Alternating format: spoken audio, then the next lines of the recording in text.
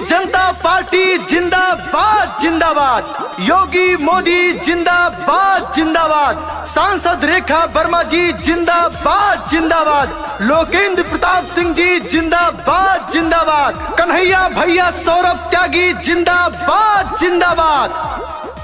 जन जन की है यही पुकार, सौरभ त्यागी अब की बार। जन जन की है यही पुकार, संदीप मेहरोत्रा, कन्हैया भैया अब की बार। भाइयों बहनों याद रखिएगा, कमल के फूल वाले खाने पर ही मोहर लगाना है। किसी और की बातों में, किसी के बहकावे में नहीं आना है, झूठे प्रलोभन में नहीं आना है। सिर्फ और सिर्फ सेवा के सच्चे पुजारी सौरभ त्यागी और संदीप मेहरोत्रा, कन्हैया भैया को ही जिताना है। चुनाव निशान कमल का फूल वाले खाने पर मोहर लगाना है। कहती है जनता सारी, कर ली सबने तैयारी, जीतेंगे अब की भैया अब की।